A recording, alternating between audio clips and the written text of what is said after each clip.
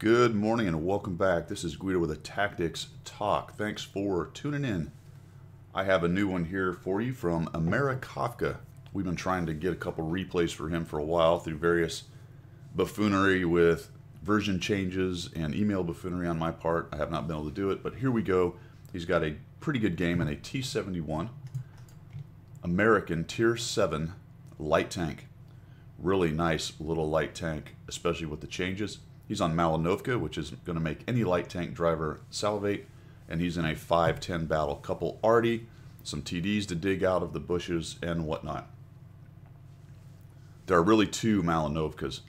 Most of the maps that have assault or encounter and standard altogether, or one or two of the three, more or less play the same. And Amerikafka actually for scouts is quite different.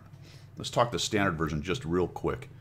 In the standard version, the spawns are over here and down here in the south. And you can tell that the spawns are quite different on the encounter. They're up here and down here on the east side for the reds. When you spawn in a scout on a standard version, the bushes in this marshy area are in play. And in fact, two of the best bushes in the game for spotting are down here. You can also, from the north spawn, get into the middle trees right here. These promontories are important, but the promontories are important on both encounter and standard. In encounter, which is what we're in, these bushes down here are these trees in the center of the field, and these bushes down in the low-lying area are much less in play and are more late-game spots than early-game spots. Why? Because everyone's spawned here and here, and you don't need to run all the way down here to light up the team. In fact, you can light up the team much earlier by running around in this center city area, which is a fairly non-viable spot in standard mode, but in encounter mode can be very good. As you know, I do like passive scouting quite a bit, but we're going to get a great example here from Amerikafka on active scouting. T-71's a pretty fast, mobile light tank and is pretty dang good at active scouting, and you can tell that right away. He knows what he's doing. He comes across this field, pops over this ridge, and gets a bunch of lights. Now, that approach was pretty dangerous. You can see that he was exposed for a long time. I'd have come a little bit further up this ridge, Amerikafka, and started turning earlier. All you want to do is get your turret, your vision devices up and over that ridge. You don't want the tank up and over that ridge.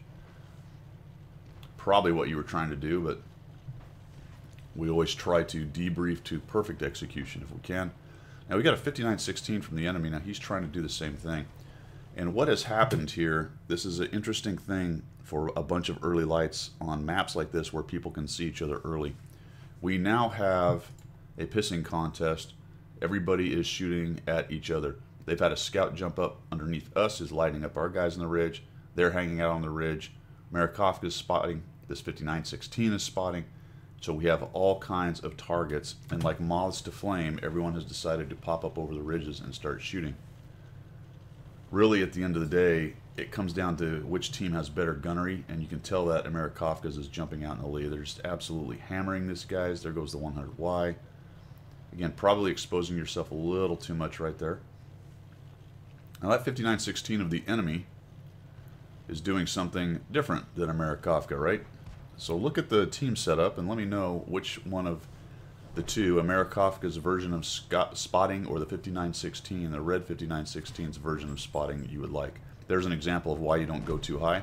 Oh, yep. If you're going to sit there with two arty on the other team, you're probably going to get hit, especially if you're a non-moving light tank like the scout who just got one shot. Oh, look, ours didn't learn anything from that. He got hit by the artillery, the enemy artillery. So the learning curve is flat. The learning curve is flat. Now there was a sniping battle which Amerikafka's team won to a large extent because of him helping spot. But Amerikafka's team has done something else while they did that. Some of them spotted, some of them sniped, but a good portion of them went up the hill. And that's the next key to this map on encounter. Yeah, there can be some great spotting and sniping in the middle if scouts get in there and do their thing. But one team or the other is probably going to get up to the top and win the top. And right now, it's Amerikafka's team. Camera technique-wise there, Amerikafka, you did a nice job at this point, but for a while you weren't really paying attention. to what the Reds were doing as far as looking at them and drive. It looked like you were more intent on driving, so just work on that. Make sure you're always keeping your camera in a direction where you can see the red guys, because you may see an opportunity faster if you do it that way. Now you're getting to about the point where I would get aggressive with the scout and get up underneath those guys. There goes the T-71. He's at 4,000 spotting already. 4,000 spotting. You can see that he's wiggling and jiggling. He's doing that so that an artillery can't get a beat on him or get a line. The more he moves around, the better.